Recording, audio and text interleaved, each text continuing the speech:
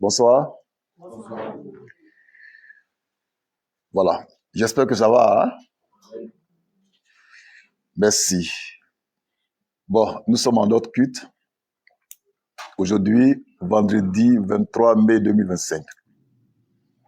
Ce soir, le thème qu'on va développer est le suivant. Le jeûne, une source de bénédiction pour nous tous qui sommes à la manne fraîche. Amen. Amen. On va prendre des cas bibliques et Dieu voulant, rendre aussi un témoignage pour montrer à quel point le jeûne fait beaucoup de bien à ceux qui le pratiquent selon la volonté de Dieu et sa parole. Jeûner est une bonne chose. Prier est une bonne chose. Ça nous rapproche de Dieu et nous ouvre des portes extraordinaires.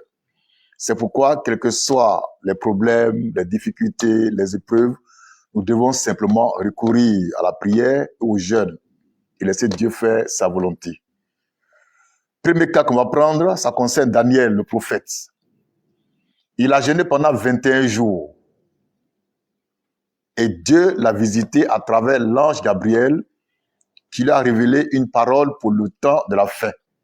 Donc, pour Daniel, le jeûne était une source de bénédiction. Nous aussi, le jeûne est pour nous aussi une source de bénédiction. On va lire Daniel 9, verset 1er au verset 3. Daniel 9, verset 1er au verset 3. Oui. La première année de Darius, oui. Fils d'Assyrus, oui. de la race des Mèdes, oui. lequel était devenu roi, oui. du royaume des Chaldéens. Oui. La première année de son règne, oui. Moi, Daniel, je vis par les livres, qui devaient s'écouler 70 ans pour les ruines de Jérusalem, d'après le nombre des années dont l'Éternel avait parlé, dont Dieu avait parlé à Jérémie le prophète. Je tournais ma face vers le Seigneur, Dieu, afin de recourir à la prière et aux supplications, en jeûnant, en prenant le sac oui, et la cendre. Très bien. Donc, Daniel, pour résumer, a jeûné pendant 21 jours. Et pendant ce temps-là aussi, il a prié Dieu. Et Dieu, en réponse à son temps de jeûne et de prière, lui a envoyé l'ange Gabriel, qui était porteur des messages prophétiques pour le temps de la fin. Donc, pour Daniel, jeûner était une bénédiction. Prier était une bénédiction. Donc, nous aussi, si on jeûne, on prie, comme l'a fait Daniel, certainement que Dieu va nous visiter et nous faire beaucoup de bien. C'est pourquoi je tiens encore à vous encourager dans la pratique du jeûne et la prière au quotidien. Jeûner est une bonne chose. Sur le plan physique, par exemple, quand on jeûne, le corps se régénère seul. Tout ce qui est mort dans le corps devient nouveau. Et puis, on peut guérir rapidement d'une maladie chronique. Quand on jeûne, le sang se purifie. Quand on jeûne, on rallonge son espérance de vie. Quand on jeûne, on brûle les graisses qui sont là et qui font de nous des gens trop obèses. Parce que la nourriture, c'est une surcharge. Quand on mange beaucoup, les veines sont bouchées, le sang circule mal, le sang devient noir. Mais en jeûnant, en priant, tout en nous se régénère. On peut jeûner et prier et puis avoir l'aide de quelqu'un qui rajeunit. Parce que le jeûne purifie, il fait beaucoup de bien. Amen. Amen. Maintenant, le cas d'Esther qu'on a vu hier, Esther les Juifs. Les Juifs étaient sur le point d'être exterminés par Haman, un homme méchant et dangereux. Mais Esther a décrété 3 jours de jeûne. 3 jours et 3 nuits de jeûne, sans manger, sans boire. Résultat, Dieu les a délivrés de la main du méchant Haman. Et Haman qui voulait les tuer, lui-même a été tué. Donc pour Esther et les Juifs en ce temps-là, le jeûne était une source de bénédiction, de protection et de salut. C'est pourquoi nous devons imiter leur foi, faire comme eux, en jeûnant, en priant, quels que soient les problèmes et les circonstances. On peut choisir de faire 3 jours, en mangeant une fois par jour, ou bien 3 jours sans manger, sans boire, c'est qu'il est sûr, au terme du jeûne, Dieu fera un miracle pour nous. Si quelqu'un a la force pour faire 21 jours comme Daniel, il peut le faire. Il peut faire 21 jours en mangeant tous les soirs, de 6h à 18h par exemple. Le soir, il mange son petit repas. Jusqu'à 21 jours, Dieu va le visiter. Ce qu'il faut éviter, il ne faut pas chercher à se rattraper parce qu'on n'a pas mangé 3 jours. Donc, à la rupture, c'est une tonne de riz avec beaucoup de placali. Ça, c'est diarrhée automatiquement qui va être ta bénédiction. Maintenant, Moïse aussi a jeûné pendant longtemps. Il a fait 40 jours et 40 nuits sans manger, sans boire sur la montagne. Bénédiction qu'il a reçue, Dieu lui a donné sa parole. Dieu lui a révélé les 10 paroles, les 10 lois. Donc, pour Moïse aussi, le jeûne était une source de bénédiction. Donc, nous aussi, on fait comme lui, Dieu va nous visiter. On peut aussi prendre le temps de jeûner pendant 40 jours, 40 nuits. Soit en manger une fois par jour, ou bien en ne mangeant pas du tout. Ça dépend de la force que Dieu donne à chacun de nous. Amen. Tu peux faire 3 jours, 21 jours, 15 jours, 20 jours, 10 jours, 40 jours, selon la force que Dieu te donne. Et l'inspiration qu'il met dans ton cœur. Pas de pression inutile, d'accord?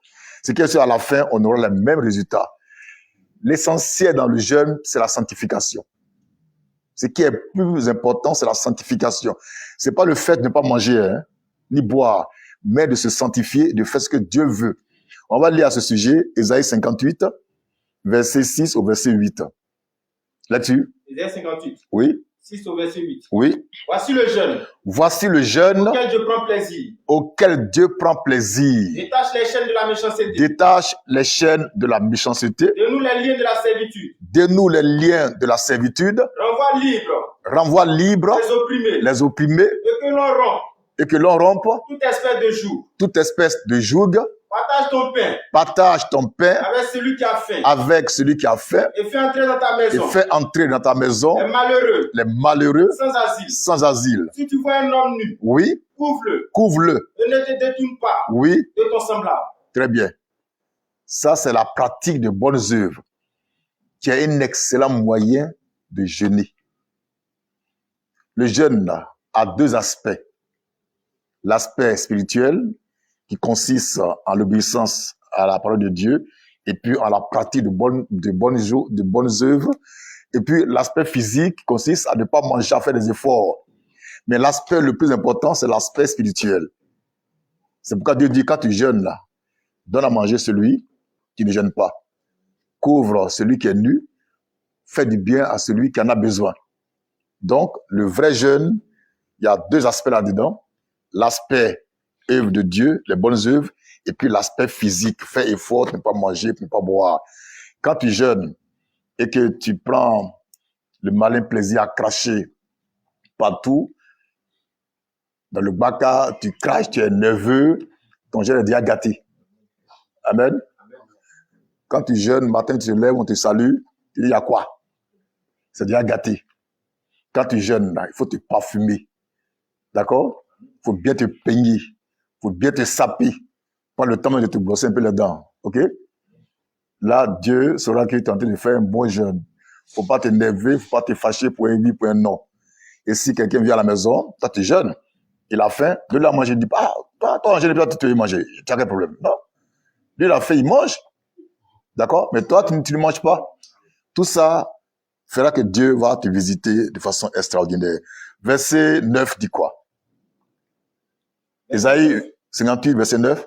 Alors, tu appelleras et l'Éternel répondra. Et Dieu va répondre. Tu vas crier et te dira, me voici. Si tu es loin du milieu, de toi le jour, les gestes menaçants et les discours injurieux. Verset 10. Tu vois ce que Dieu dit? Il dit, tu ne dois pas avoir des discours de palabres, des discours injurieux. C'est-à-dire que tu ne dois pas insulter quelqu'un. Pendant le jeûne, tu ne dois pas faire palabre, tu ne dois pas te quereller. Et si tu agis comme ça, il y a une bénédiction qui est attachée à ton jeûne et tu seras vraiment restauré et visité par le Seigneur. Oui? Verset 10. Verset 10. Si tu donnes Oui. ta propre subsistance Oui. à celui qui a faim, Oui. si tu rassasies l'âme Oui. indigente, Oui. la lumière se lèvera Oui. sur l'obscurité. Tout ça, c'est le vrai jeûne. Donner à manger à quelqu'un, c'est le vrai jeûne. Aimer son ennemi, c'est le vrai jeûne.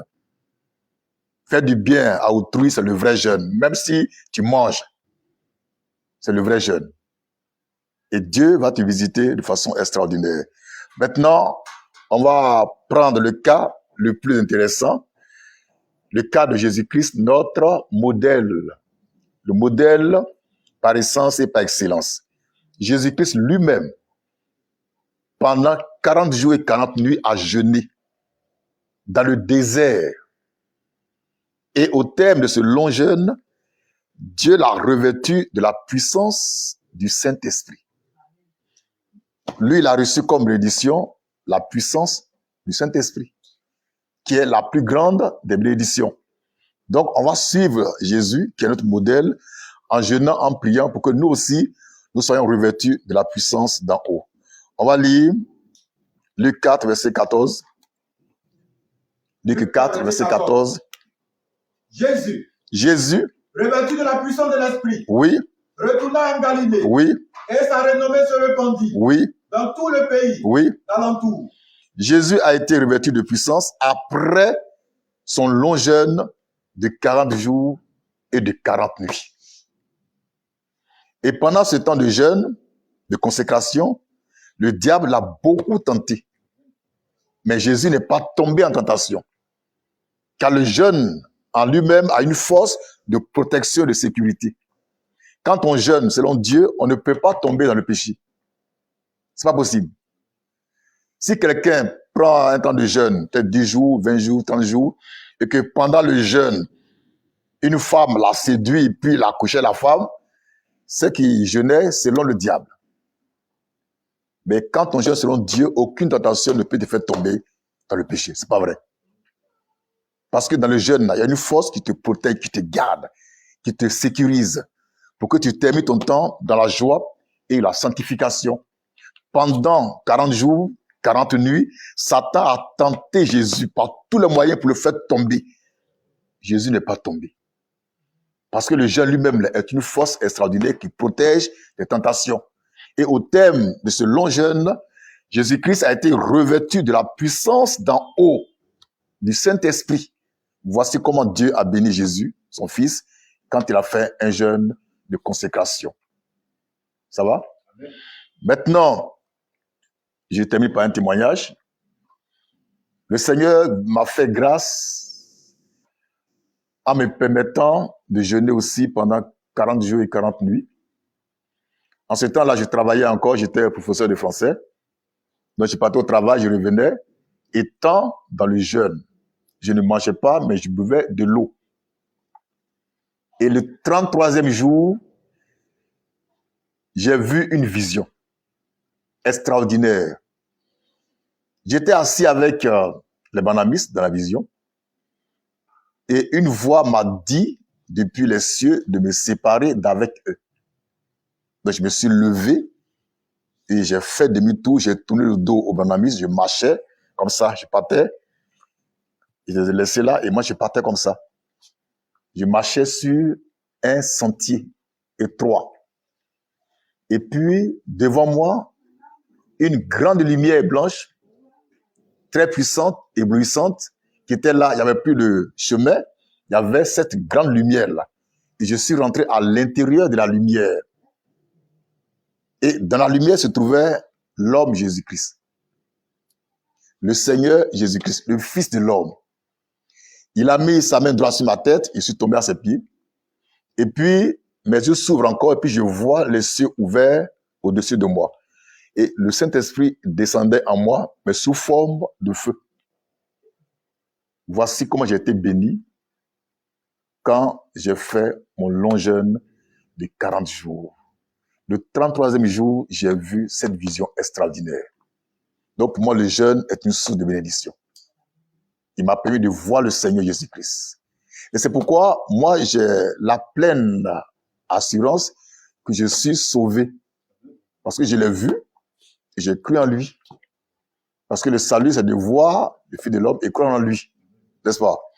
Maintenant, le dernier témoignage, là, c'était 10 jours de jeûne, ordonné par le Seigneur Jésus-Christ qui voulait me montrer quelque chose. C'est ce qu'il m'avait dit. Le 10e jour, ça tombait un dimanche.